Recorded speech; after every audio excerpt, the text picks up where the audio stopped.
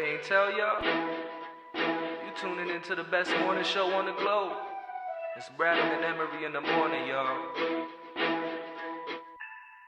LeBron or Jordan, either one when I'm performing. Crossover, buzzer beater and I'm scoring. Bradham and Emery in the morning. Every play they on it. Every day I'm balling. Who's the coach? Who's the GOAT? Like Brady and Belichick, best show on the globe. And they embellish it. Y'all pin Ziffy, I'm Ken Griffey or maybe Mahomes. I stay in the zone, whether man to man or play in the zone. They can't stop me.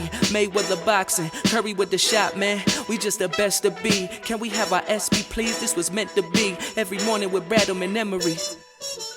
Yes, sir. You guys know the vibes by now. It's Bradham Emery in the morning. I'm your host, Justin Emery. Marcus Bradham is out this week, so we got our guy, Mike Joachim, filling in on the guest host seat. Mike, what's going on this morning, man?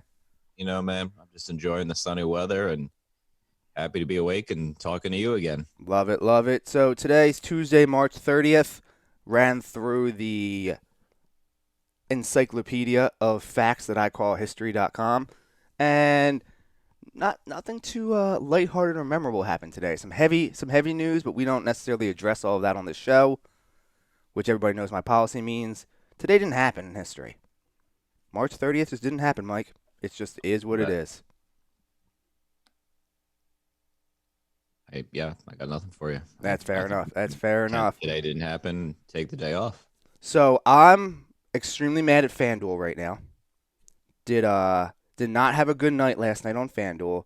Despite I felt so good going into it, I even texted you and said tomorrow's show might be wild if I win these bets.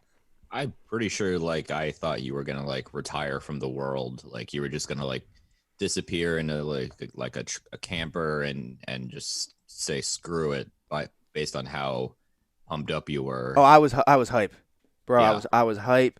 I was gonna. It's like the line from the Eminem song. I'm going to grow a beard, get weird, and disappear into the mountains. Yeah, that was definitely you yesterday. It was. I was prepared to give it all away, to give it all away if they won, and it did not happen. It's funny you mentioned that, though, because I threw the idea to Marcus one time. He likes the idea from me. He doesn't necessarily want to participate in it. But I was like, oh, man, imagine if we got an RV company to sponsor the show, and we just drove around the country in an RV doing the show in a different city every day. He's like, that sounds awesome for you to do. I was like, fair. I can't imagine. Friends who are in the podcast world who she does a show it's called My Van Life or Love My Van Life. I should know this because we talk relatively often. And I love what I think it's. Don't feel bad because I still have a hard time figuring out if it's Pit Lane Parlay or Pit Lane Parley with how to spell it. So don't feel bad. Fair. Good point. Thank you. And I think what she does is awesome. And in theory, it sounds fantastic, but I couldn't do it. And I'm not going to make any lies to myself. It wouldn't happen. See, I feel like for me, if I did that, it would be cool for the first month. And then after that, I'd be like, all right, I'm probably somewhere now where it's cold. So I'm fed up because it's cold. I'm basically driving an airplane with wheels around because it's so big. And third, I'm going to be bringing Swoop with me if I did that. And let's be honest, he's not exactly the most helpful co-pilot on long road trips. I will just say that. That makes sense. Yeah. Considering as how he almost got us killed somewhere in Colorado one time on a road trip. So. Oh. Yeah, he decided he had to use the bathroom. I was like, all right, we got a long ride still through these Colorado mountains. Yeah. So we just pull over at the first pull-off area, and Colorado has advanced wilderness, is how I like to describe it. Like Pennsylvania, we have wilderness, we have mountains. We don't have advanced wilderness like they do in Colorado. Yeah. So he starts trekking along and decides he wants to go down the hill a little bit. Whatever, go down the hill a little bit, do whatever you got to do. Well, I guess he thought the hill, despite having 4 legs, was a little too steep for him to get back up. So, okay, fine. I'll come down and get you. Bad move, nah, bro. Fell way down past where he was. Just ate it on the way down. Ate it. Got to the bottom of this embankment.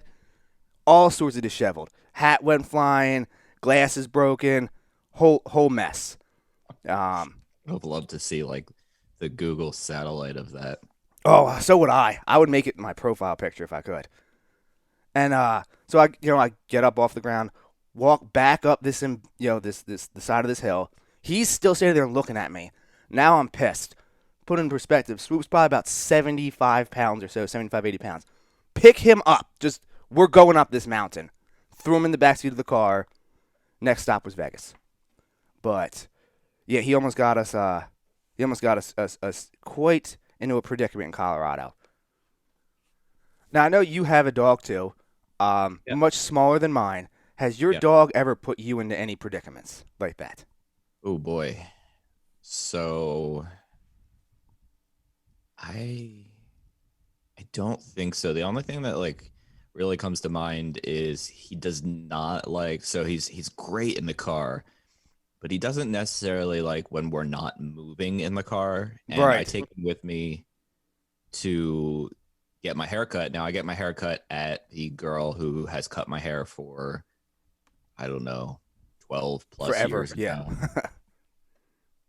In her apartment after she quit the place she works at. And look at you, fancy. You getting personal haircuts. Yeah. Fancy.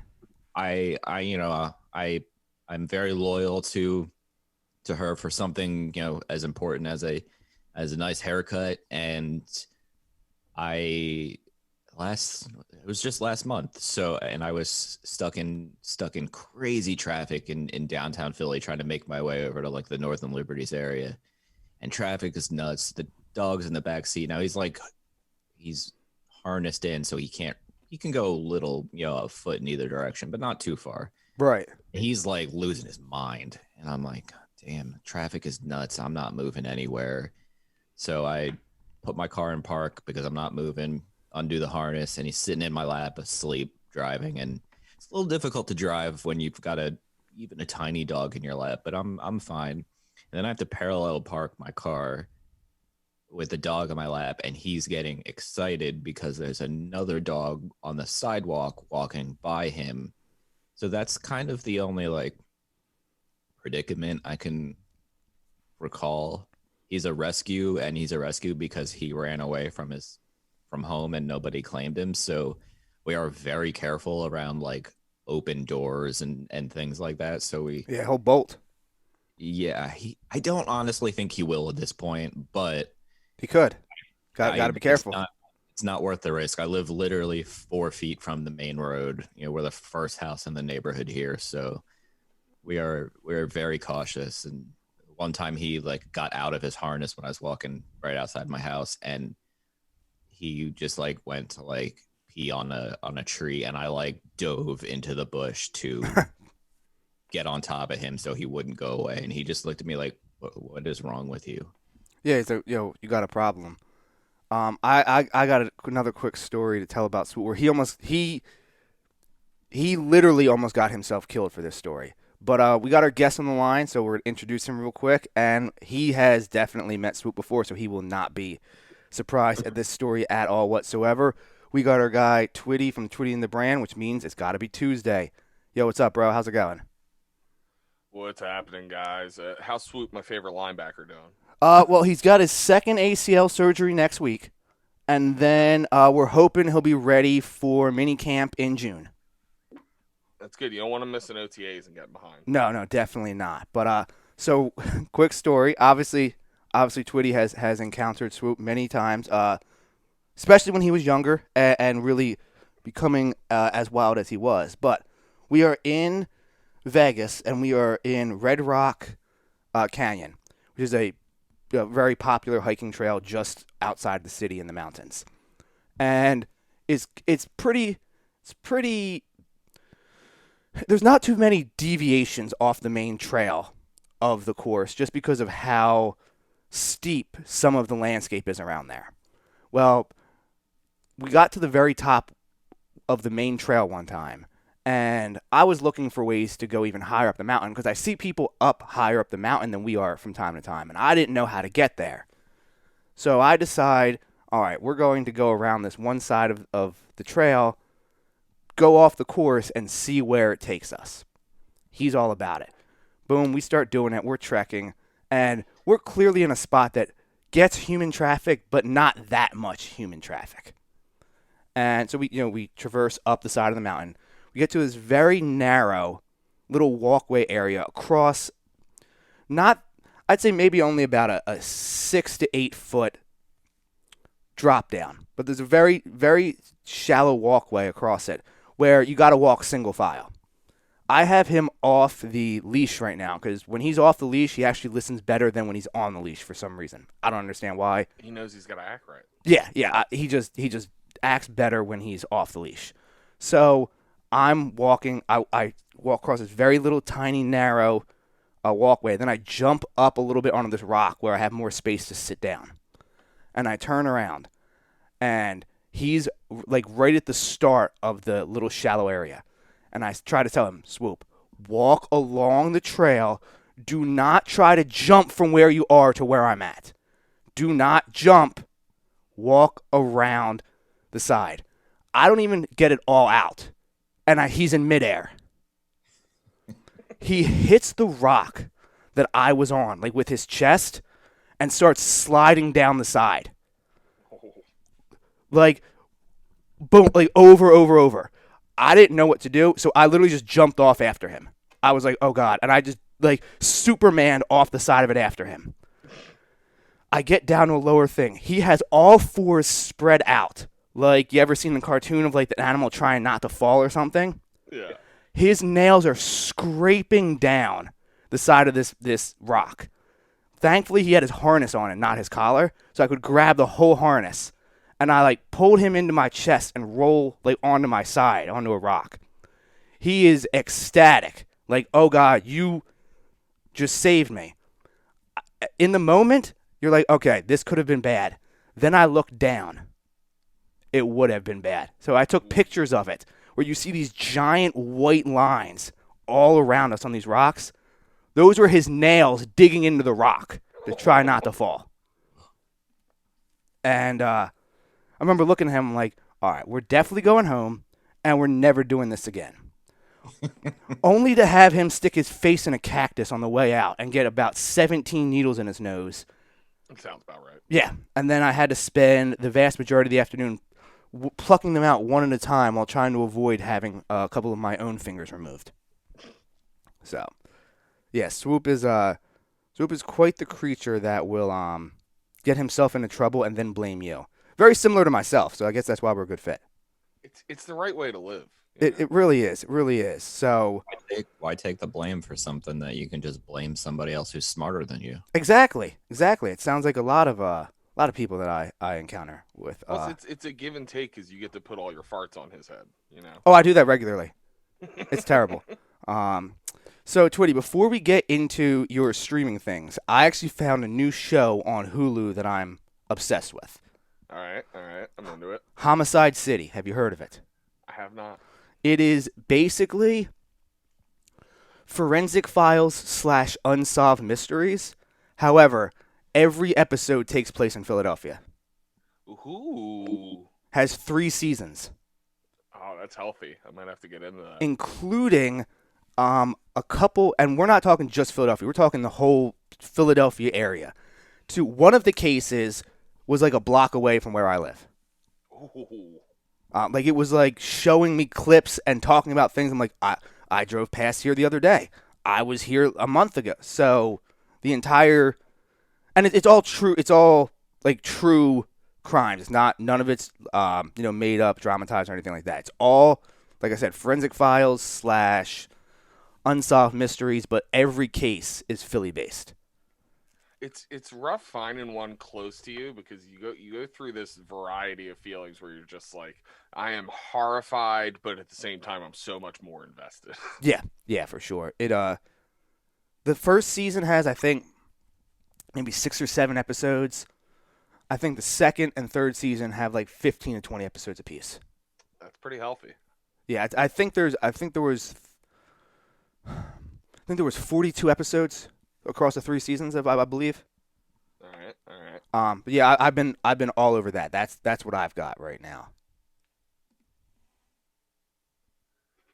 Is this where I give you my streaming picks for the week? Yeah, I'm not sure that Mike has a streaming pick. I could be wrong. Mike, you got one? What's new? No, I don't.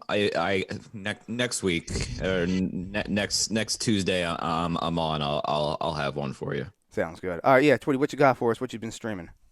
All right. So we've got a new adult animation superhero show on Amazon Prime, and it's from Robert Kirkman, most famously the creator of The Walking Dead.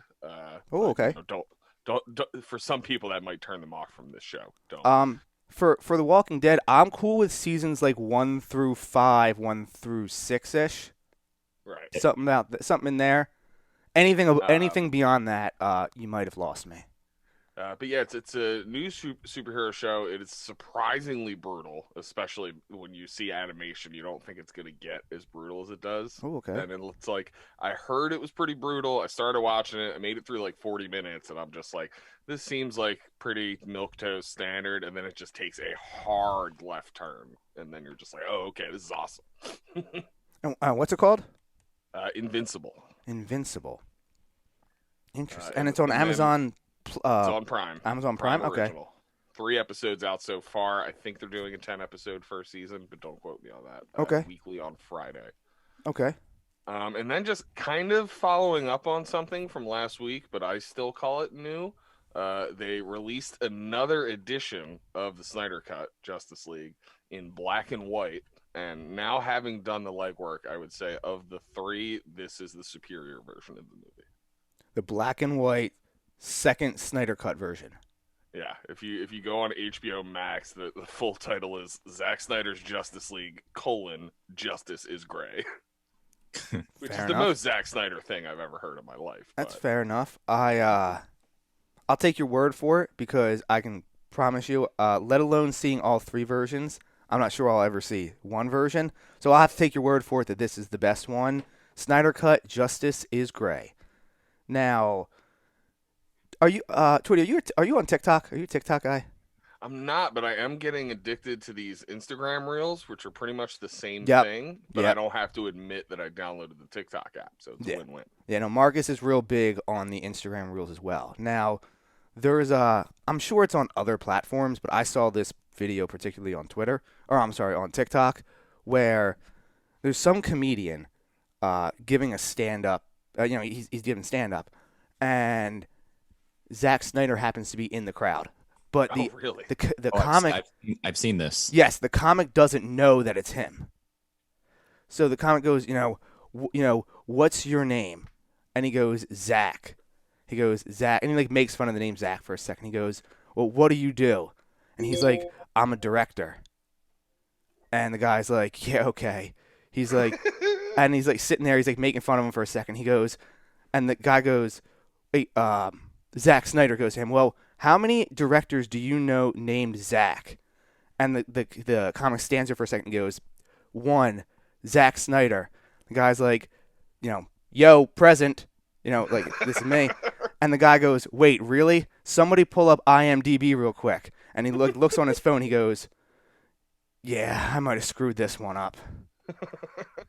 It's, I think his name is Steve Hofstetter. Oh, I know that comic. I've heard some of this. It's awesome. This reminds me of the ongoing saga of Tony Hawk not getting recognized in places. Probably one of my favorite things on Twitter. Absolutely. And it's not uncommon to just see him around San Diego. Dude, speaking of the IG reels, I saw one where it was just this dude studying photos of Tony Hawk, and it's me making sure I won't be one of those people Tony talks about on Twitter. Oh yeah, no, I've never personally seen him, but it's not uncommon to just go to say a taco shop in San Diego and Tony Hawk's just outside eating. He seems like a very much a man of the people. Yeah. Yeah, I mean, it's that whole Southern California vibe. You know what I mean? It's just they're out there just having a good time. Just doing it up. I tell people, I don't understand why like when I'm in San Diego and I end up seeing like undoubtedly no matter where you go, you always see people having some kind of argument or disagreement or something in public. And every time I see that in San Diego, I'm like, you do know where you're at, right? Like nothing should ever affect you when you live here, except maybe an earthquake. It's like, bro, have some water, get some fish tacos, sit down, everything's gonna be okay. Pretty much. I one time there was this guy just screaming at this other guy about the hat he was wearing, and I was like, bro, you're in San Diego. Why are you mad about somebody else's hat? Okay, I don't get it. But I know you got something lined up for us this week. Now, we actually had a mention of you on the show yesterday in regards to the Suez Canal and what might be on that boat as far as cargo. So we did have a Twitty reference on the show yesterday, but we know that you got something lined up good for us as usual. The boat was obviously full of psychotronic weapons. Oh, for sure. But let's see what you got for us this week, my friend. All right. So speaking of people not having a good time, have you ever felt harassed? How about by forces you can't see, hear, or touch? Tens of thousands of people claim to be in the United States and self-identify as something called targeted individuals. They claim to be the victims of the government, global elite, or some other group via the means of electronic harassment. Sounding like artifacts straight out of a comic book, a variety of psychotronic weapons have been theorized and experimented on by various world superpowers, more than a few making it so far as to even have a patent on file. To be clear, that does not mean they worked. A lot of people seem to draw that assumption. Some of my favorite examples from my research: the Russian Legionnaire's disease ray, electronic thought projectors, and the best, purely based on the jargony nonsense that is the title, the hyperspatial nuclear howitzer. One report in the implausible range concerns a former NSA spy, Mike Beck, who believes his Parkinson's disease was caused by electronic harassment from another nation's espionage community. His lawyer claims that the NSA stated to his client an unknown foreign power built a microwave weapon designed to damage the human nervous system. He also claimed that covert strikes with microwave beams have been going on for decades, typically resulting in symptoms not unlike a schizophrenia patient. But as unbelievable as that all may sound, there's a pretty confirmable story that ran in the news a couple years ago to very little recognition. In 2018, officials and workers at the U.S. Embassy in Cuba reported suffering astounding ills with no clear cause. Migraines, nausea, and painful ringing in their ears were reported in 21 people at the embassy. The medical report released shortly after they were examined made no mention of anything too out of the ordinary. But months later, the lead researcher came out on record to say he's almost certain that these people were targeted with microwave weapons. He and his team theorized that such a reaction was entirely possible via a little-known phenomenon called the Frey effect, which posits that a microwave in the right waveform shape will be mistaken as a sound wave by our brain, therefore leaving us susceptible to influence by outside sources. And I got to say, after I read up on that one, that took this whole idea... It took me out of the skeptical range and into the, oh, this might actually be happening area. But that's my report on electronic harassment. So when you were talking about harassment from an outside source you can't see, I was going to reference it as, yes, it's just my ex-girlfriend. But I know you're being cyberbullied on the reg, but we're being serious here, Johnson. Yes. I mean, you even got some stuff like... I don't think that that's far-fetched as far as... It's not. I think it became popular in the zeitgeist before it was possible. Honestly, I think people believing this is possible led to it being possible. You know what I mean? Yeah, I mean, you even have the cases where I believe there was a couple of U.S. U.S. diplomats to Cuba, was it? Yeah, 21 people in the embassy just came down with wild effects, and there was no explanation at the time. And yeah, I think they said it was later. This doctor's like microwave weapons. I was going to say. I think they said there was microwave impulses that threw off their circadian rhythm and everything. Yep. When it happened, there was a really good meme of our boy Alien George just holding up the hands, going microwaves. I'm sure I'm sure Putin's over there doing it left and right. So Well, I mean, supposedly Russia's been working on this for decades, but a lot of that is, Cold War serial pulp magazines just really going for it. but what if they're not going for it? And what if it's true? They have been I think deploying it it is for true, but decades. purely because someone in the Russian Ministry of Defense read one of those and he was like, "Let's try this." Yeah, we'll figure it out. We'll get it figured out. We'll get it sorted out, and we'll move on from there. So, this is. I actually went through over the weekends because I'm in the process of putting all the episodes into video format for YouTube. So I actually over the weekend went through and listened to every one of your conspiracy theories so far. First off, I went and I re-upped on a whole new line of tinfoil hats after that. That's number one. Secondly, this might be the most believable one I think you've ever done. I think this is the most. It's a good one. Yeah, it is. I think it's the most. board with this one. Yeah, it's now the one that I wanted to be true the most is the time traveling stockbroker. But Well, yeah, that would have been great. I wanted a tip from my man. I know I needed to put him in. I need him to put me on some game. But Yeah, but like this one was so plausible, like it was hard to whittle my notes down to a digestible format. I mean, But definitely. I may have to do a whole podcast episode that's the Snyder cut of this conspiracy theory. It's not out of the realm to say because I mean we have factual events in the news. I don't want to say regularly, but it's not uncommon to hear about this. Like when you Right. hear about this, you're not like, "What? I've never heard that before." Like there's documented cases of it. So I would go. This one falls under plausible deniability in my opinion. I definitely think it does. One thing that I was reading a lot about is there are a lot of psychologists and psychiatrists who study things like this. And there was this one woman, I forget her name, a lot of her opinions kept coming up.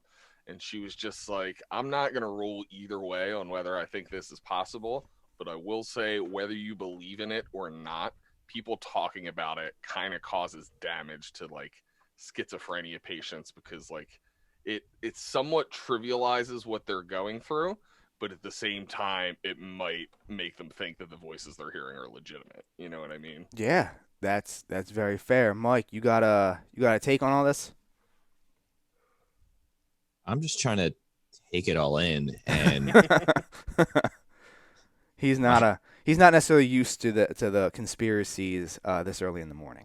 So no, I did listen to a few just to like go back and be like, okay, what am I about to listen to? And this is definitely the most believable one that I heard, and I think I'm just gonna leave it at that. And definitely, if a time traveling stockbroker or time traveling anybody comes along, I'm definitely interested in any advice you have. So come find me.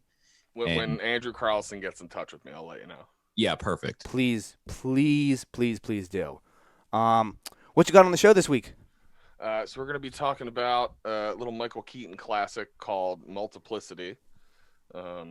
And I'm very much looking forward to it. We're going to dust off a new segment with you, my friend. Yes. Where you're going to describe what you think the movie's about purely based off of the title with Yes. no other knowledge. I'm really looking forward to that. Yes, it is. I did record it. I just have to send it on over to you. I recorded it. Perfect. Did I record it last cannot night. I'm gonna have to fight myself not to listen to it until I go on air because I want to stay fresh. So But the way that I did it is I recorded. I looked at the title that you sent me. I recorded it first, and then I went to read the synopsis of it to see how close I was. Man, was I off. Oh, that's what I wanted. That was the goal. Oh, yeah, I know. I'm just like, but man, was I off. Oh, like you got a doozy right out of the gate. It's funny though, like when you were on for The Founder, we kept referring to that movie as Pete Keats, but I mean this one's got like 7-8 Michael Keatons, so obviously this is Pete Keats. Yeah. Oh, no doubt about it. You got multiple Keats. We got an all Keats team, you could say. Got an all Keats team. Comes out Friday. Yes. Love it. Let everybody know where to follow you at. Be sure to follow me on IG and Twitter at Ultron1321. You can follow the show on IG at Twitty and the Brand, on Twitter at Twitty and Brand, and be sure to like us on Facebook and rate us 5 stars wherever you can. Love it. Definitely we'll be checking the podcast out this Friday, and we'll be talking to you again next Tuesday. Absolutely. Happy to be here. Excellent. My man Twitty from Twitty and the Brand, we will be talking to him next week. What we're going to do real quick is go to a commercial break, and then on the other side, we got our guy J. Cole jumping on, talking all things food, talking some food felonies, and he's got quite a doozy this week. And I also am going to have him rate my grilling techniques from over the weekend. He gave me the thumbs up on Twitter. Let's see if he gives me the thumbs up on the show. We'll be getting to that after this. Brad Emery in the morning. No Marcus Brad. I'm Mike Joachim in for him. Justin Emery. Be back after this. Hi, I'd like to talk to you guys today about my friends at Uncle Mike's Homemade Ice Cream. USA Today selected Uncle Mike's Homemade Ice Cream as the best ice cream parlor in Pennsylvania. Uncle Mike's is a family-owned and dedicated to the production of premium quality and gourmet ice cream and sorbet, made fresh daily on the premises using the highest quality ingredients available. Uncle Mike's features over 30 unique delicious flavors offered in scoops, sundaes, shakes, and special order ice cream cakes and pies. Uncle Mike's Homemade Ice Cream is located at 537 York Road in Warminster and is open all year round. Visit Uncle Mike's and let their friendly staff serve you happiness one scoop at a time. Hey everybody, I want to tell you about Beef Jerky Outlet. 110 Lincoln Highway in Langhorne, right at the corner of Business Route 1 and Oxford Valley Road. Check them out online at beefjerkyoutlet.com/Langhorne. Use promo code BREMI for 10% off your orders. You can check out, they have all sorts of them. Everything you could think of beef jerky, they have. They have a ton of other stuff too. Spices, barbecue sauces, peanuts, all different kind of things. My personal favorite, the honey barbecue turkey jerky. Head up there. Sharon and Michael will take great care of you. Again, use promo code BREMI for 10% off your order at beefjerkyoutlet.com/Langhorne. Hi, I'd like to talk to you guys about my friends at Amy's Pizza. Amy has a plethora of pizzas for your munching pleasure, especially pizzas such as Hawaiian, margarita, and taco. Taco actually being my personal favorite. And also plenty more. If it's sandwiches you desire, they've got those too. Cheesesteaks, burgers, hoagies, even gyros. Amy's offers pickup and takeout options. Also, they're available on Grubhub. Amy's located at 332 York Road in the heart of Hatboro. You can call them today at 215-957-1000. Again, that's 215-957-1000. Yeah, man, and we back. Brad Emery in the morning. Justin Emery, Mike Joachim in for Marcus Bradham this week. So I actually hit you up yesterday when I was out getting lunch. Have you tried any of these fast food chicken sandwich that they've been having all these battles with, the different restaurants? No, I'm super lame. And unless you count Royal Farms chicken sandwich as one of those entries, then no. I do not count it as one of these entries. However, it is well documented, my opinion of Royal Farms. So I will not fault you on that, but it is not considered an entry in this. I'm talking, Popeyes. I'm talking KFC. What are some of the other ones? Chick-fil-A is a little different. It's a different kind of chicken, I think, than Popeyes, than KFC, than Church's chicken, than Crown Fried Chicken. I consider all those the same. Chick-fil-A's not the same as those guys, if you know what I mean. Yeah, no, I understand. I don't really have any of those places, honestly, all that close by to my knowledge. So no, I have not. Right. Well, I decided to dive into the KFC, their new chicken sandwich yesterday. Not as good as the Popeyes. Don't get me wrong. Like I said, the Popeyes chicken sandwich. I'm not beating anybody up in a drive-thru over it, but it's good. It is damn good. It is still number one, but like I said, Mike, the KFC sandwich yesterday, I was pleasantly surprised and caught off guard, though I would say that their pickles are more considered cucumbers in my opinion. See, I don't like pickles anyway, so I would just launch them out the window. Yeah, get out. Get out. I'm launching you out the window with your pickles. But we got our guy on the line, J. Cole, coming on to talk some food with us, as he does every week, brought to you by Beef Jerky Outlet. J. Cole, what's up, man? How you doing today? I was listening in horror as I heard talk about fast food, and I thought I called the wrong show. Oh, no, did not call the wrong show, but you did dive in at the perfect time for the fast food conversation. I was telling him that I got a chance to try the new KFC sandwich yesterday.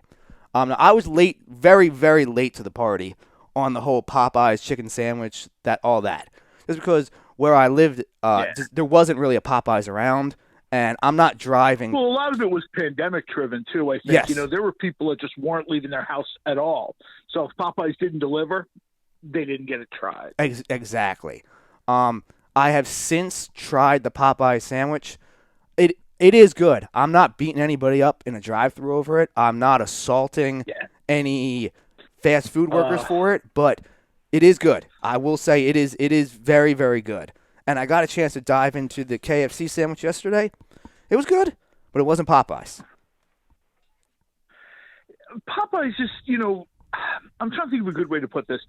People have like evolving tastes, right? And sometimes people are behind the curve and sometimes people are ahead of the curve. Popeyes is right at the sweet spot of the curve for what people are looking for. The reference you just made about the pickles, here's the deal. Pickles add two things to a dish, and I see people misusing pickles. This is going to lead a little bit into my food felony. Here's the deal. Pickles are there to add a little bit of crunch, a little bit of acid, acidity, and maybe if they're fresh from your garden, a tiny bit of nutrition, right? Here's my 3 points when people are putting them. I don't care if it's KFC. I don't care if it's Popeyes. I don't care if it's Chick-fil-A. I don't care who it is. When you're throwing pickles on a fried chicken sandwich, first of all, it's fried chicken. It already has a crunch, so we're good. Second of all, when you fry chicken in most batters and breadings, there's an element of sweetness to it, right? You go down south, there are some places where they're frying chicken like in Frosted Flakes. Ooh. So I don't need any sort of, you know what I mean? I'm right where I want to be with sweetness and acid and crunch. And now you're going to take wet pickles, ruin the crunch, and then leave me with some kind of like warm cucumber thing on my bun. No. I tell people all the time, I'm not a fast food guy. Whatever you're ordering, have them leave the pickles off. You know what I mean? You just don't need them. And don't get me wrong, I love pickles. If I'm at a taco place, I love when they do like the little pickled radishes. Oh yeah, the fish tacos. You know what I mean? Oh yeah, that's great stuff. You know what I mean? When I'm getting some sort of like Reuben sandwich, a nice pickle on the side, that's great. When they start throwing it on these hot sandwiches, Carl Ruiz, God rest his soul, kind of really kicked off this thing in 2019 where we talked about the pizza and the pineapple before or whatever. Yep. But he talked about, all jokes aside, what you're left with. And I don't know anyone that wants lukewarm wet ham and warm pineapple on a pizza. Warm vegetables, cooked vegetables, great. Raw vegetables or pickled vegetables, great. Somewhere kind of in the middle, like they've been left on the picnic table in the sun all day, I'm going to pass. And I recommend everybody listening to the show, you should probably pass too.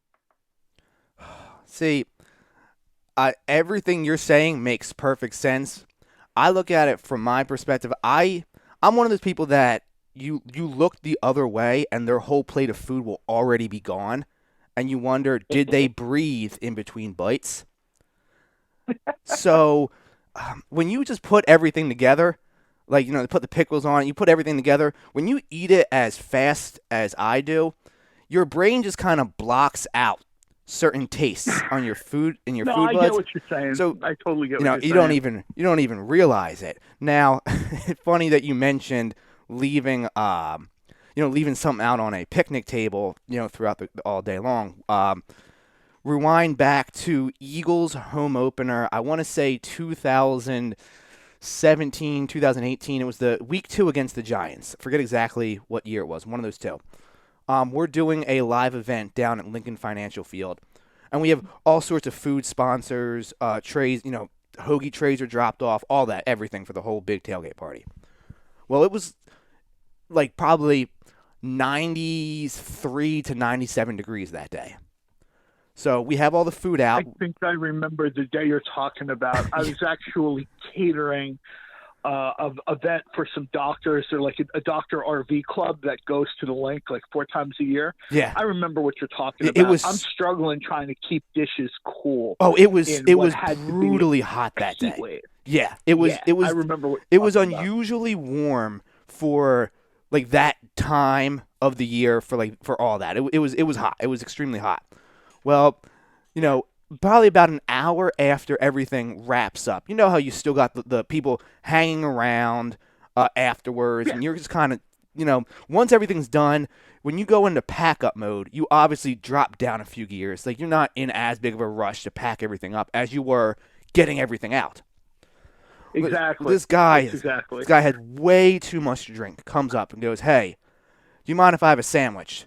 Off the hoagie tray. Now, I know these sandwiches have been sitting there in the heat. Now, like, we've had a tent, so it's in the shade, but we're outside. But still. He picks it up, bites into it, and goes, "Oh, wow, there's a lot of mayo on this." I go, "Bro, that ain't mayo. Oh. That's melted cheese, boss." Oh. Yeah. So people don't just want to sitting hear out this on the stuff. table all day long. Yeah. People don't want to hear this stuff. They're sort of like, they want to live in a fantasy world where they'll always get their food at the perfect temp or whatever. And I would love that too, man. As someone that served food for decades, I would love if there was a magic box that kept the hot side hot, the cold side cold. Yeah. When you move outdoors, it's a very different story. We talked about this a couple of weeks ago, people grilling in the snow, right? Yep. It's fun to do. It's fun to do with your friends, especially a few beers. When you're wondering why it's taking an hour and a half to cook a London broil, well, that's because your grill is trying to get to 350, and it's like 35 outside. You're in snow. So, you know what I mean? It's sort of like expectation versus reality. For sure. If you're at I've done a fair amount of catering at tailgates, and the first thing I'll tell a client, and usually these tend to be clients, not to sound, snooty, but these tend to be clients with money, right? So I shoot straight with them. I'm like, hey, look, if you want shrimp salad, you know what I mean? We have to spring for a refrigerator rental. That's it. You know what I mean? We have to have a generator. We have to have a refrigerator rental. Yeah, you got to have all the get necessary equipment. sued, Yeah. Because someone grabbed a scoop of shrimp salad 10 minutes after it went off. And I realize this maybe isn't like the hot topic for the show this week, but one of the things I'd like to throw out there is people, and I see it as we're returning. You know what I mean? Little by little, the lights are going back on. People are getting their vaccines. They're sort of working out, 50% full, outside, inside, whatever, right? So people are starting to return to their lives, I always say this is a country where people like to sit at a bar. They just do. Yeah. You know what I mean? People like to socialize, even though we drive each other crazy. We're screaming and yelling and protesting, this, that, whatever. At the end of the day, people still like to go sit at the bar and socialize. We can't forget that there's certain things that still have to do. Maybe the staff that's returning isn't the staff that left. Maybe they're not as trained. Maybe they don't know the situation. It's on you, I would say, at least for the first 6 months when we reopen, check your food, especially at a place, and I'm not going to badmouth anybody because I've had more bar food than I can imagine. But when a bar is focused on week 10 of the NFL, there's maybe $80,000, $90,000 worth of bets placed. Oh, yeah. They're probably not going to worry that much exactly how fresh your tuna hoagie is. No. They're interested in pouring shots. They're interested in seeing who's the guy that just won $1,200 and he's willing to buy shots of Blue Label for everybody at the bar. I mean, I know you know this, but the average person doesn't. And they lose their mind, and they're like, yay, I'm so happy I'm going to get an egg salad sandwich. Okay. You know what I mean? I understand you made some money. I understand you've had some beers or whatever, but do yourself a favor.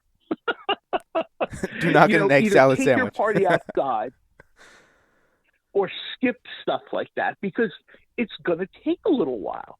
I mean, one of my favorite places to go grab something to eat is in Reading Terminal Market. They've got 8 or 9 of the top places in the city. Oh, no doubt about it. No doubt about it. You know what I mean? Oh, but yeah. even they have a bad day. And this is like the top of the food chain. So I'm saying to myself, if they can still have a bad day, that neighborhood bar you're in, You know what I mean? And I know I'm going to get slammed for this, but, you know, that place off the side of the road in, like, you know, Bucks County or Delaware County that's just like a little roadhouse. Yeah. Come on, man. That person's buying a tub of tuna salad, and it comes in on Tuesday or Thursday. So on Sunday, you know what I mean? I want people to just have a little bit of common sense, because I have a feeling – I remember 9/11. The rest of 2001, and I'm certainly not saying this is nearly as important as the other stuff. I'm just saying to throw it out there. 2001, almost all the events I had booked and catered were canceled. Weddings, whatever. People just weren't doing it. You know what I mean? It was a national tragedy, and nobody felt like it was okay to follow up with like a tailgate wedding 2 weeks later, right? By November, people started to realize, hey, look, you know, we're going to survive this thing. We're going to get over on this thing. So restaurants started opening back up. People started going out to eat. Almost immediately in December, Philadelphia Inquirer has a whole section about a spike of food poisoning in the city. And they don't want, you know, unfortunately, you can go to Board of Health, look it up, see who's getting cited, and it's the same thing. The people who came back aren't the people who left.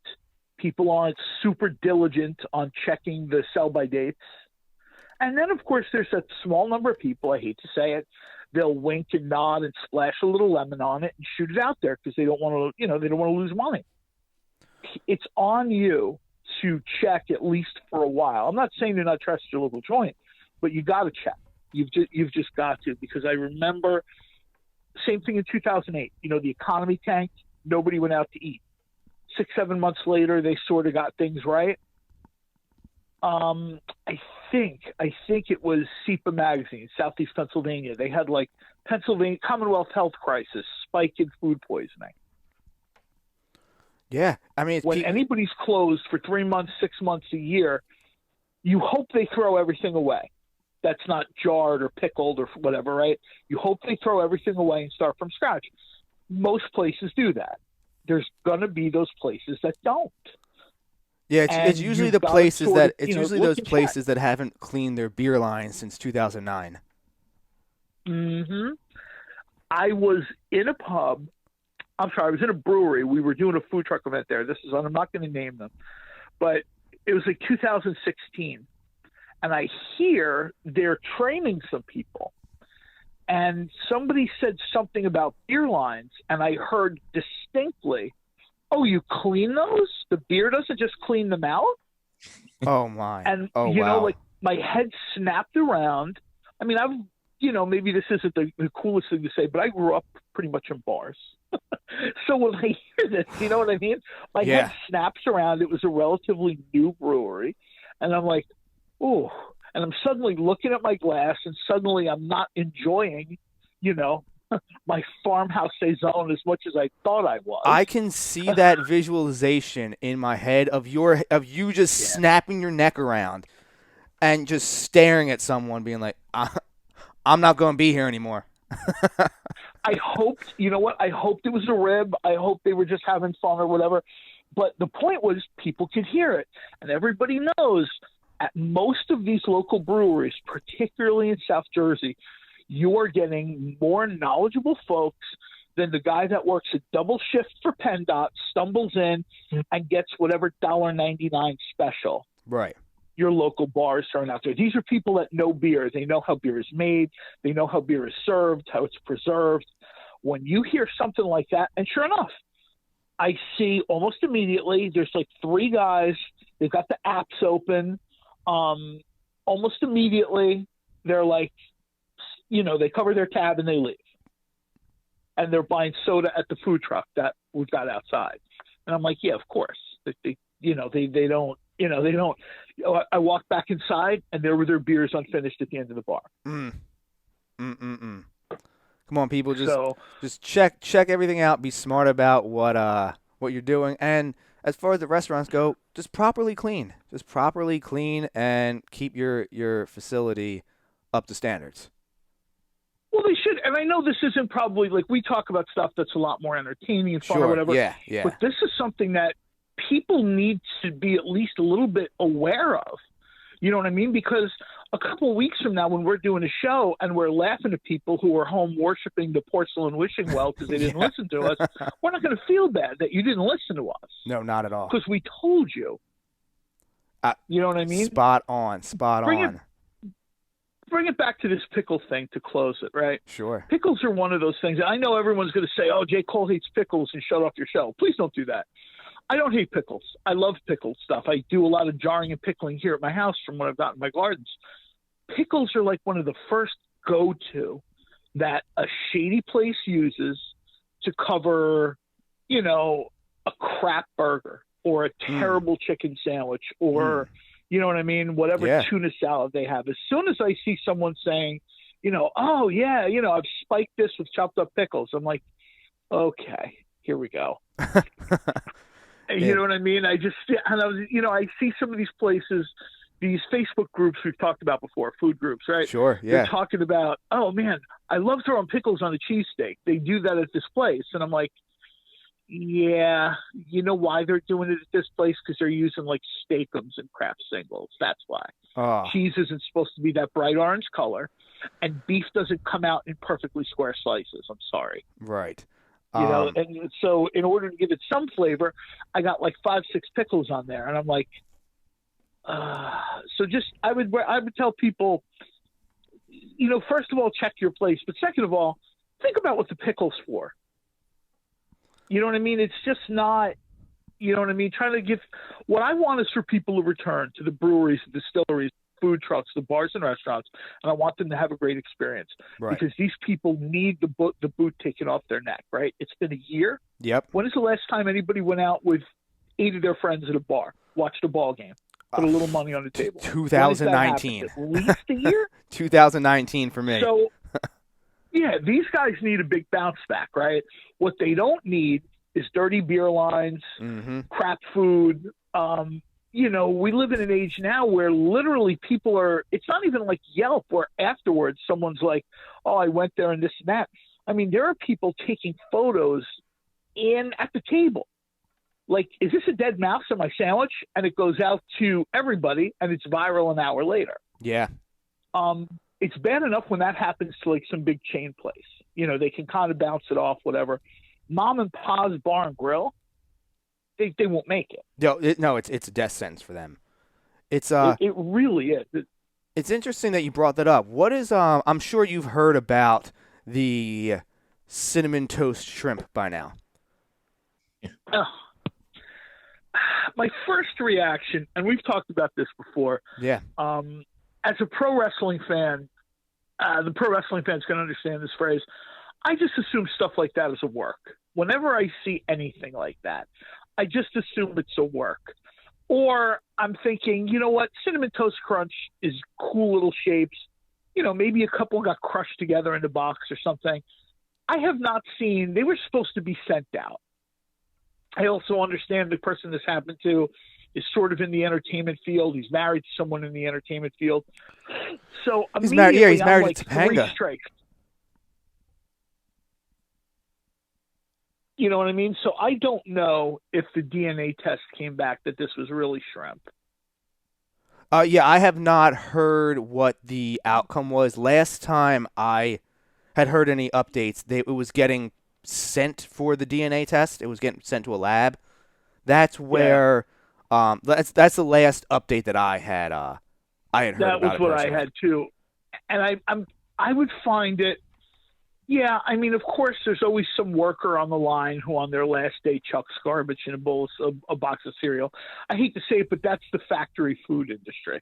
That's what the checkers are there for. But, you know, stuff happens. Right. I mean, you know, people have found, and not to be gross, people are going to be like, dude, this is the worst J. Cole calling show ever. Yeah, I know. I'm sorry. This is my worst calling. But people find way worse things than shrimp tails in food that they've bought.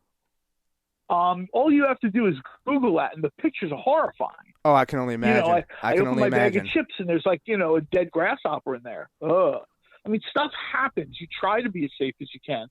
This particular Cinnamon Toast Crunch thing, I get the whiff of this being a work. Okay. This is just sort of one giant rib, maybe like a little bit of attention, maybe the person or the person's spouse.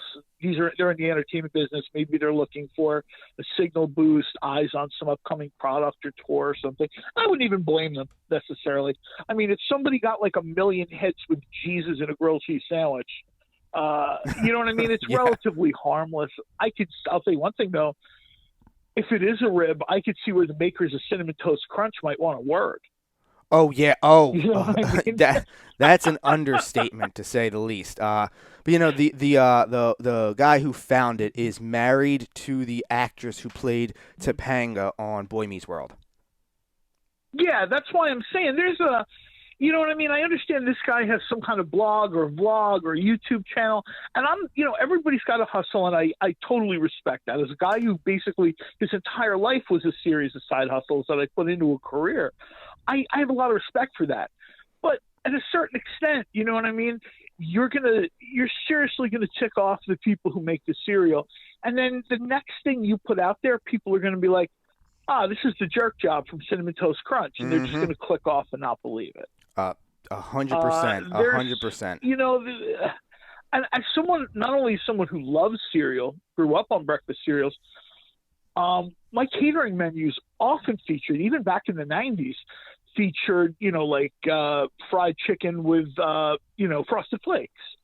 And we would do fish tacos, and the fish tacos would have a breading of usually corn flakes, crushed red pepper flakes, just anything different. When you cater, you have to be, you've always got to be giving people something a little bit different.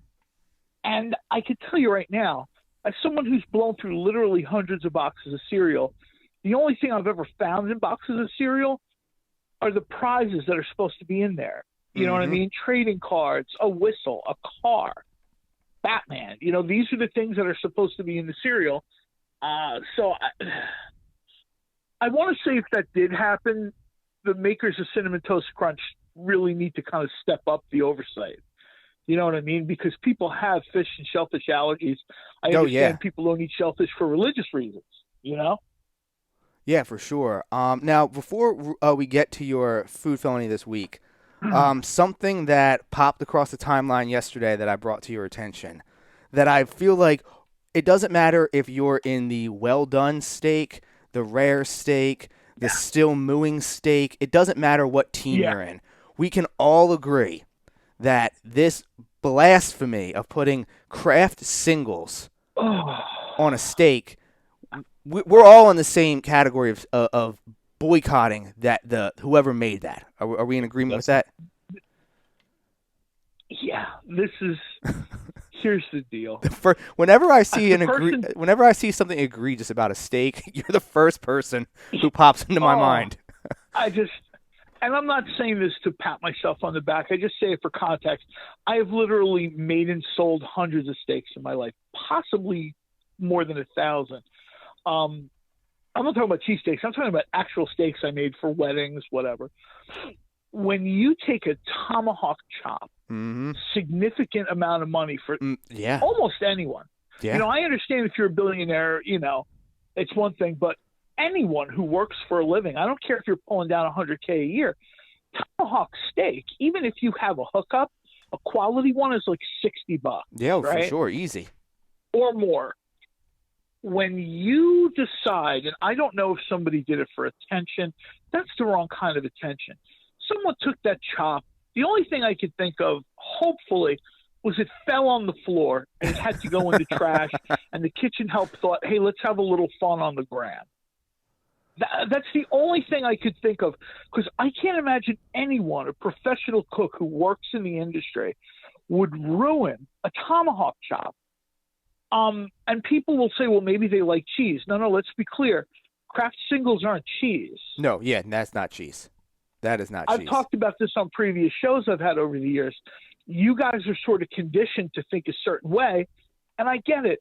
And I also get that there's a certain situation with price points and WIC and blah, blah, blah. That's fine. I'm not talking to you. I'm talking about the person who considers this cheese and knows better. This is like an oil-based goo that they squeeze out onto these cellophane sheets and sell as cheese. The color is fake. The taste is the taste used to come from some kind of like homogenized egg whites. So when people were trying real cheese as they got older, they were like, whoa, this is great. I'm like, no, this is cheese.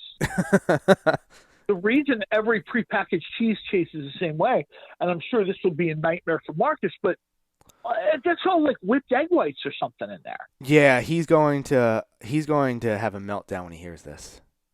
Yeah. Yeah, I mean, I hate to say it, but and now I don't know. Like I said, I'm not the biggest manufactured food scientist.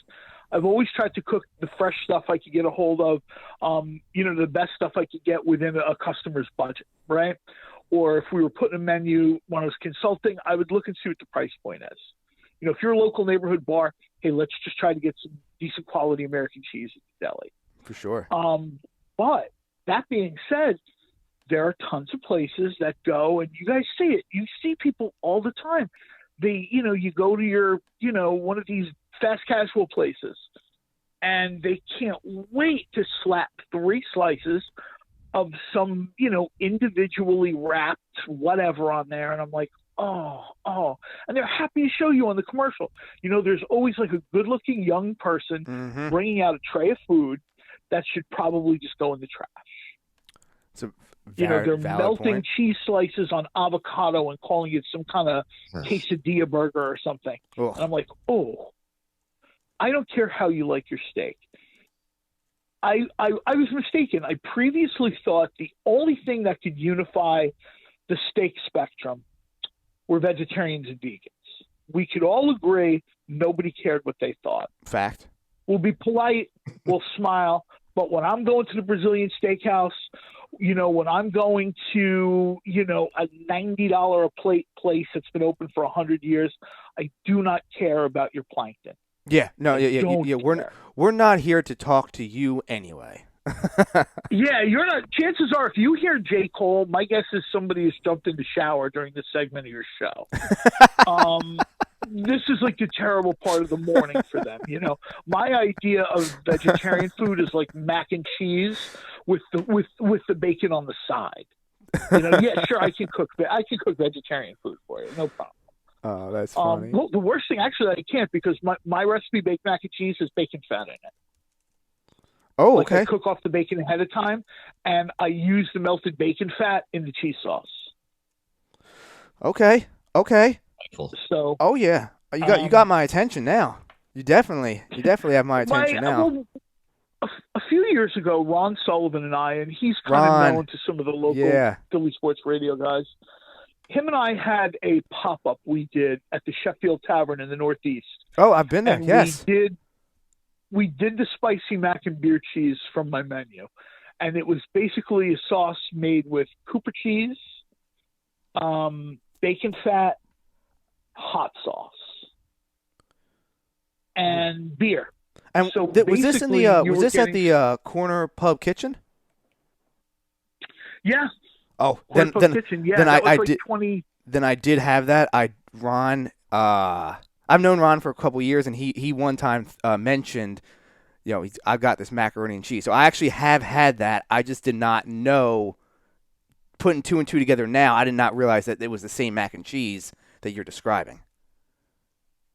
Yeah, I mean, I would change up the recipe a little bit if someone asked. You know what I mean? Like, I might change it a little bit if someone was like, hey, they have alcohol intolerance. All right, well, I'll take the beer out of the mix. I don't want to lose a sale. I don't want to take it. I'm in the hospitality business. At the end of the day, it's my job to put a smile on someone's face. I said on the show last year, yeah, sure, it's great to see someone's O face, but have you ever seen their face? When you drop something that you took the time to make in front of them, and you know what I mean? They're just like, oh, wow, maybe they're having a rough day. Maybe they're having a rough whatever. I mean, when I was younger growing up, I cannot tell you the number of people I had sitting at my table at 2 a.m. Their significant other had said goodbye. Their significant other had a significant other.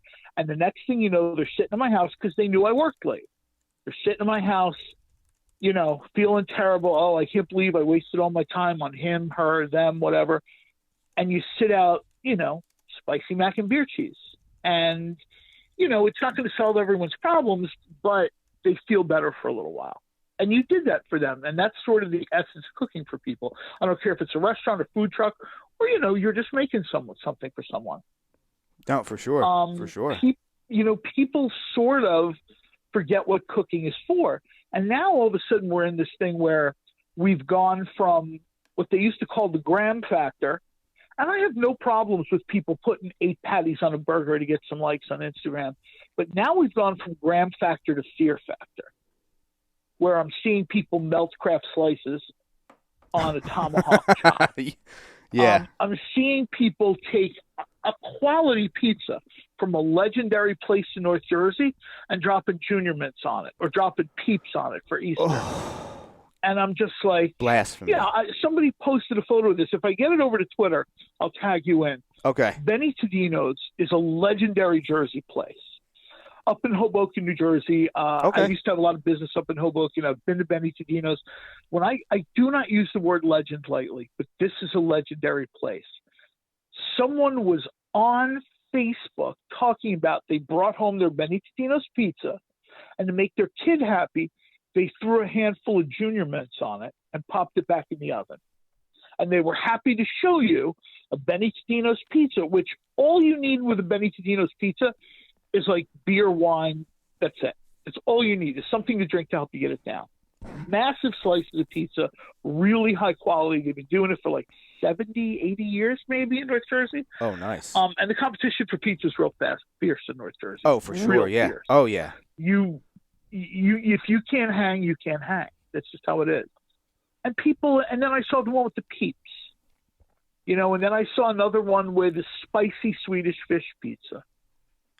And I know sometimes maybe it sounds like I repeat myself, but we see a lot of food felonies over the week.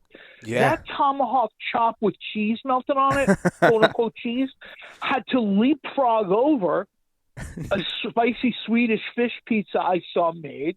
A hot dog I saw with red vines. I'm sorry, not Twizzlers. Somebody basically would take red vines, wrap them around their dog, and then pop them in the air fryer. No. They're happy to put that out on social media. So they need to have their accounts locked. They need to get all their accounts suspended. Yeah. I wish Twitter and Facebook and Instagram, when you report somebody because they said something terrible about race or religion or gender or whatever, I wish there was a category that you could click on when people are trying to like stuff mushrooms in egg salad or something. Yes. So, no, just take this down. No. When we're going to build our food penitentiary, and you are going to be the warden. I actually have to do it. I have to. I prefer being retired, but they get this, this culinary prison camp opened up. You guys got to go in. You can't. I can't. When people do something cool, like I'm going to put a little piece of bacon on top of some ice cream. Okay. And that was good. And then guys like me, we can't leave well enough alone. We start adding melted bacon fat into the ice cream mix. And people are like, dude, that's awesome. Then the next thing I know, I have to deal with, well, if bacon goes on ice cream, how about we dump a bunch of pulled pork on ice cream? And I'm like, okay. That's not how it How works. about maybe we slow up and talk about this for a second? And then this has been a bad food felony week. This is the last one because I'm sure there has been a get him off the mic. There has been a lot. There's been a lot of perpetrators this week. We didn't even get to the pineapple one yet. We didn't get to the pineapple one yet, but the thing I saw that really stuck out that would have been the winner until you, my friend KJ, a couple other people said, they tagged me in like, J. Cole, have you seen this? I'm like, oh, unfortunately I have. Yes, thank you. Somebody took buffalo shrimp, which is a great bar snack, right? Oh, for sure. Easy to make. They go down real quick, beer, you're having fun with your friends. Maybe you do it at home. No problems. Why would you dump buffalo on strawberry ice cream and then put the little comment, it really works. Try it. No, it doesn't. No, I'm good. You know it doesn't work, and I know it doesn't work. That's like saying, hey, put your hand in the wood chipper. It'll be okay. No, it won't. No, it won't. This is going to be terrible. And that's what the steak and craft slices had to leapfrog this week. I wanted to make sure your listeners understand. We don't just pick somebody had a, you just picked on somebody who put fish sticks and mac and cheese. No. We have a list of this stuff. Oh, yeah, Every day people commit food felonies. Oh, no.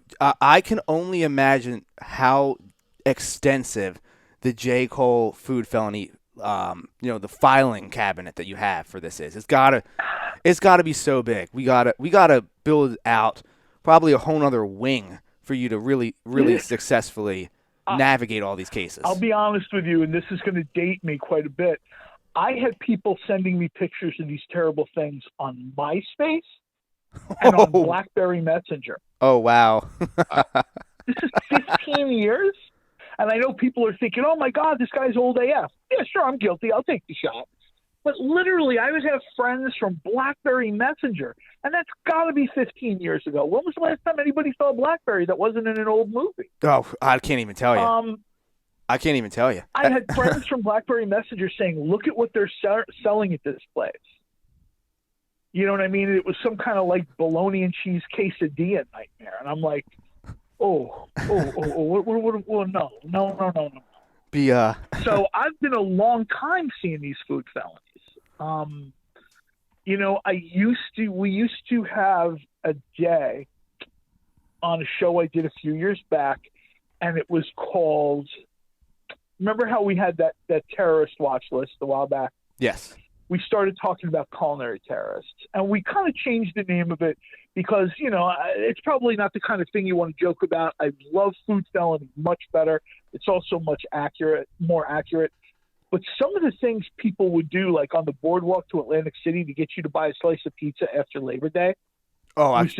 It's terrible. It's blasphemous. Here's our tuna melt Sicilian, and I'm like, I'm good on all that. I'm good on. You know what I mean? And everybody's had like a cheesesteak pizza. Everybody's had a buffalo chicken or barbecue chicken pizza. Sure. Maybe you liked it. Maybe you didn't. That's fine. Hopefully it was good.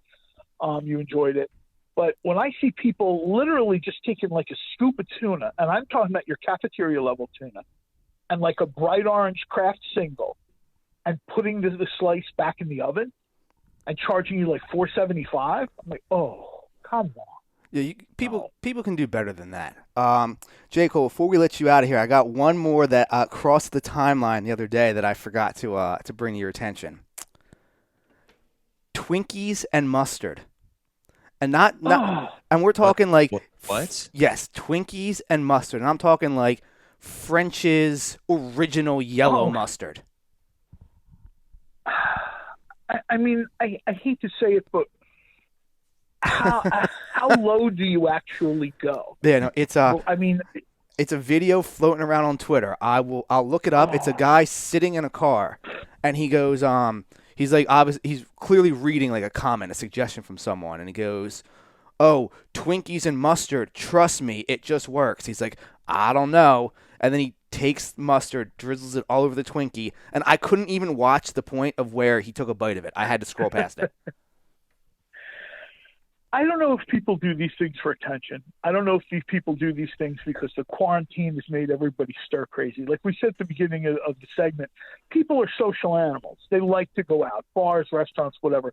People have been locked away and separated for each other for like a year now, depending on where you live. So maybe people get a little crazy. Also, I cut a lot of slack, and this is another thing I want to let the listeners know. We cut people a lot of slack. This isn't like the Soup Nazi show. We're pretty open-minded. I'm a guy that made his reputation years ago by doing things like, pork roll, egg, and cheesesteak on a food truck.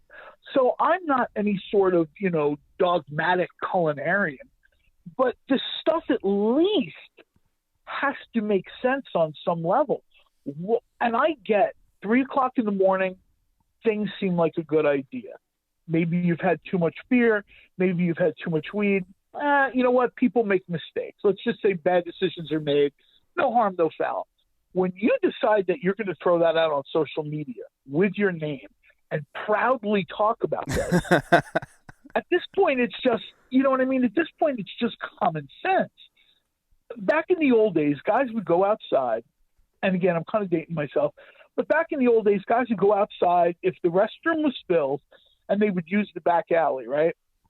Oh, that's not even in the old. That's not even the old It was days. frowned upon. So, some of us on this show still do that regularly. So It's frowned upon, but we all sort of accept the reality of it, right? For 2 sure. bathrooms, 60 guys, you know, a glass of beer every 14 minutes. Things happen. This is how the light. But imagine if you decided to do that live on Instagram or Twitter. You know, oh, look, check it out. People will be like, what the hell's the matter with you? Take that down. yeah, And that's exactly what this is like when people decide, you know, I'm going to grab a blender and I'm going to throw in strawberries and I'm going to throw in, you know what I mean? I'm going to throw in anchovies and I'm going to try to find some, like, you know, I'm going to make a bologna strawberry anchovy juice shake and it's going to be great. Trust me, it works. No, not only does the dish not work, but it seems like our mental health care system is failing. I don't think I could have worded it better myself. J. Cole, appreciate you jumping on with us all the time. Let everybody know where to follow you at. You can find me on Twitter at J_Cole. My last name is COHL. You can also find me on Facebook, and you can find me on Instagram at J. Cole.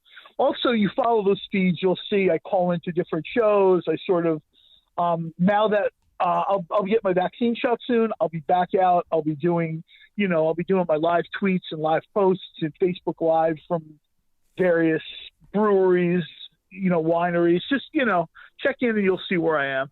Definitely for sure. I too, I'm getting my vaccine tomorrow. Actually, the first one. So Nice. once you're back up on the live feed out and about, we'll have to do a show on the spot somewhere. I was going to suggest that to you. There's a bunch of places, you know, we kind of know roundabout the same people, some great local breweries, some Sure. great local distilleries. They usually have a food truck or something set out there. That would probably be a great place to do, you know. I mean, obviously we're not going to go down to Johnson's Egg Farm because, you know, I don't want Marcus to have a booth No. before the show. He will have a absolute conniption if we went there. I'm not sure if I could get him. I'm not sure. I would have to lie to him where we're going. I wouldn't be able to tell him. I'd have to lie to him until we got there, and we would have to carpool so that he couldn't leave.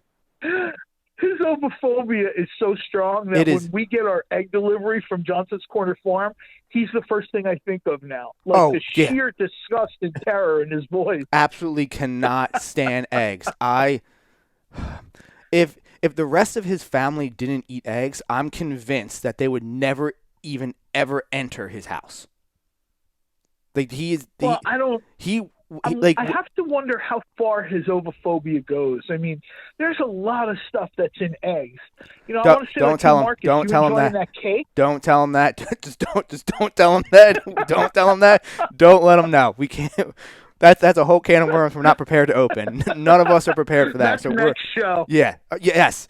Also, oh, that's for another show. That is. Also, we're gonna have to do our once we have the sauces and everything, we're gonna have to do our barbecue sauce edition as well. Oh yeah, I'm actually looking forward to that. Yes. Anytime someone over the years says to me, "Try this barbecue sauce, try this hot sauce," I mean, I trust the people. I trust my food partners. So if someone says to me, "Hey, you've got to try this. It's solid," I know it's solid. I've judged a few of these competitions, and the creativity people show, just outstanding. That'll be a show that people should probably keep on their mobile device. No doubt about it. Don't delete the episode. Keep that one for sure. And we will we'll talk off air once things get a little warmer outside, things start opening up a little bit more about getting some of those live shows. We're a few weeks out still, but yeah, we'll put some stuff together. You know, hopefully we'll kind of do a little more deep dives than, you know, it's probably been 2019 since we've seen that. You know, there haven't been a lot of people doing that. Like I'm over here at Trainwreck Distillery. Let's talk about what we're doing. For sure. No, for sure. Appreciate it as Take always. care, guys. Thanks for having Love me it, on J. the show. Cole. Definitely. We'll talk to you next week. Thanks. Talk to you later. Bye. Sounds good. Thank you. J. Cole there, dropping food knowledge as always. Mike, I'm a guy who I feel like I know how to cook. I feel like, I can put together a decent meal, put together some good dishes. But whenever I talk to him about food, I feel so inadequate. I'm sure I've told you, but I do the cooking in the house here, and Yeah. I started doing it originally because Meg would go to work and come home, and I just want to have dinner on the table and ready to go, so we don't have to wait, and taught myself how to cook. And I love experimenting and trying different things and whatnot. But some of the things I just heard wouldn't cross my mind, and B, I was like, wow, I'm really not that good at now I'm like a little like I need to step up my game.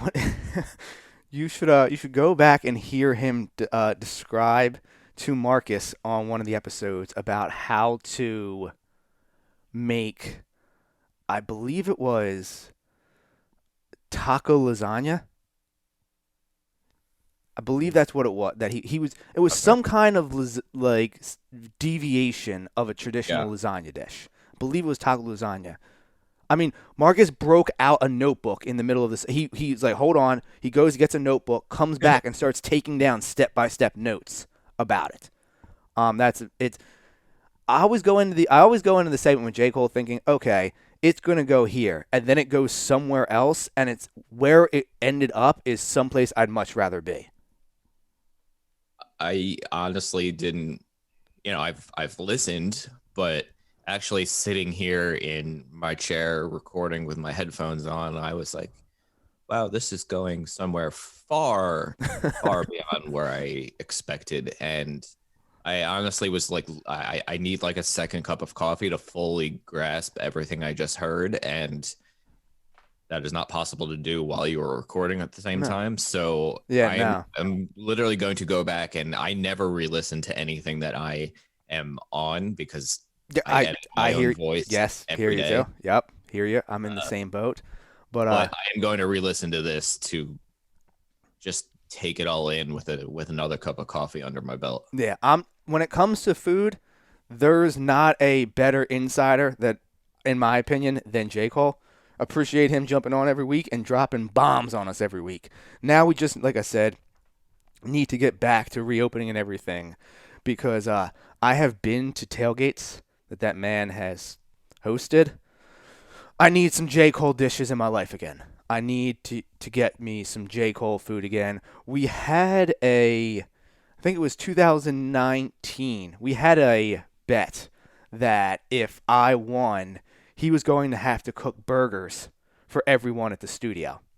Ended up losing, so sorry to everybody that didn't get some J. Cole burgers. But definitely need to get me some J. Cole dishes in the future. Definitely looking forward to some live events with him and with everybody out there once people are back out and about. He had mentioned he getting his vaccine shortly. You're already vaccinated. Yes. And I will be getting doses done. Yes, and I will be getting my first one tomorrow on the 31st. Congrats. So we are. Thank you. I'm very, very excited. A lot of people.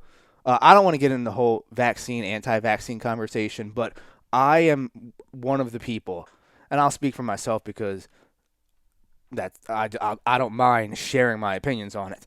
I was willing to sign up and be in the test group for the vaccine.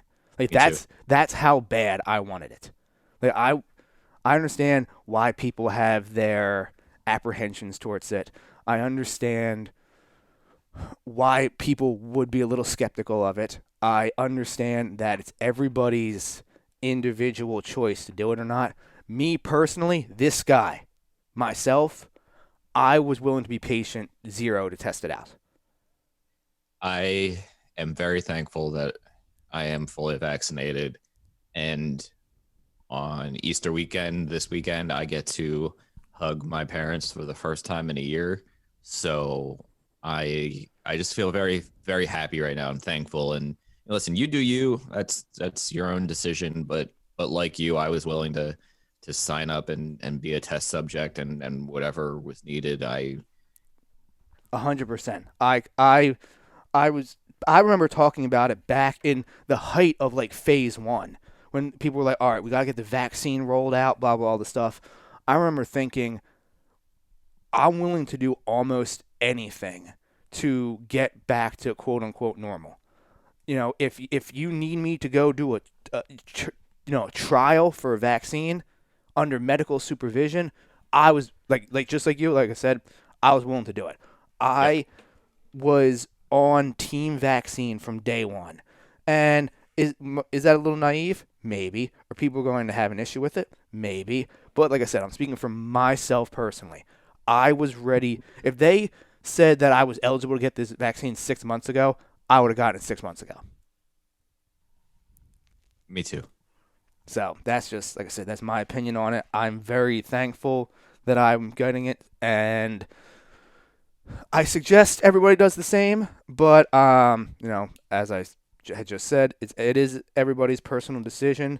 I just hope that you take the time to do all the research before making a knee-jerk reaction to something you probably read off of Facebook. Yeah, we'll save that for another day. So that's it. Well, I always come up with these things when Twitty's not on the line anymore. Who, speaking about someone who else is fully vaccinated, guy Twitty is fully vaccinated as well. So and my wife will be fully vaccinated on Friday, so I'm very happy. Oh, you guys are about to get rowdy. We were talking over the weekend about you wanted to go out to breweries and stuff. If you're both fully vaccinated, you're definitely going to start getting rowdy. I can already foresee it. I think rowdy is probably the wrong word because we still don't trust other people out there. But will we, go out to dinner or something like that? Yeah, probably. We're going to the beach for 2 weeks, and don't worry, I'll still be working every day. But it'll be nice to have a change of scenery and just relax a little bit. Yeah, I'm all for going to the beach, but again, I hope you're waiting because it's like beating a dead horse. But I don't do cold weather, so. Well, listen, I have a free place to go, so for me, it's we're just going to work and get a change of scenery. I hear you. Go for it. I've actually realized last night I'm even more of a baby when it comes to weather than I realized. I know. I'm now to the point that 70 doesn't even cut it for me anymore. You were complaining this weekend, for those wondering, and I'd have to dig through my texts, and I don't feel like doing that right now. And it was like 65, 70 degrees on Saturday. It was a real nice day, and I was sitting on the front step with the dog on his leash ready to go for a walk, and you were complaining. I'm like, man, this is beautiful out. And you were like, it's too cold. I need my parka. Sounds pretty accurate. I think my exact line was, can I have some cheese and crackers with my wine? Yes. So I'll leave it at that. Yeah, we can just leave it. We'll just put a bow on it right there. We'll leave it there. Tonight, Sixers at Denver. The thing that really annoys me, it's just unfortunate right now about this game, is that the first time that the Nuggets and the Sixers played, I want to say it was back in January, I think it was. It was the Sixers were hit hard by COVID protocols for that particular game. They had a lot of guys who may have been exposed and had to go through testing and all that quarantine. Turns out, thankfully, that particular outbreak, nothing occurred for the Sixers. None of their players had it that particular time. But it was to the point that it decimated the Sixers roster to where I think they played the game with 7 players, if I recall correctly. Yes. And now you're playing them again tonight without Embiid. And it's going to create this narrative that the Sixers and Embiid can't play with Joker and the Nuggets. And it's just an unfortunate narrative that you can't get rid of because you played both games without Embiid. And therefore, don't get me wrong, Joker's a tough guy to play against. And I actually have the Sixers losing the game tonight. But I don't want to hear people say, oh, well, they're 0-2 against the Nuggets. You got to have the No, it's not the same, and I don't want that narrative to come out if they lose the game this evening. And I'm worried that it will particularly from Howard Eskin. Don't feel like listening to him complain, oh, well, Embiid can't beat the big-time centers. It has nothing to do with that. It has nothing to do with that whatsoever. And I'm just worried that's the narrative that's going to come out from the game tonight if they lose. Like I said, I'm expecting them to lose. Denver's a very good team. I actually I know you're on the road in Denver. Game 5 of a 6-game road trip. Like I said, you're without Embiid. Who knows if Howard gets ejected again tonight? I don't want an overreaction to the game either way. If the Sixers blow them out, I don't want an overreaction. If the Sixers get blown out, I don't want an overreaction. And I'm very scared as to what the narrative is going to be when we wake up tomorrow. I can't wait to talk about it. Definitely. Puts a bow on this episode. A couple things we got later on this week. We got a couple of Sixers reporters joining us later this week. We were going to have Chad from TRPE, but he is in Jamaica right now, tearing Jamaica apart. So we will catch up with him when he gets back from Jamaica and hear some TRPE vacation stories.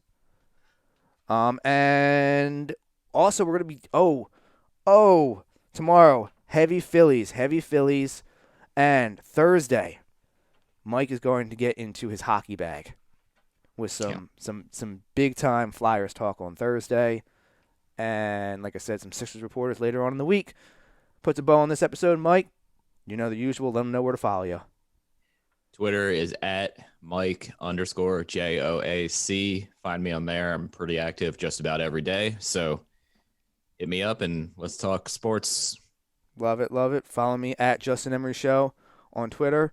Follow the show at Brad and Memory Pod on all platforms. Promo code BREMI for 10% off your orders from the Beef Jerky outlet. Get all your merchandise at bradandmemoryshow.com. YouTube channel will be coming by the end of this week, I promise.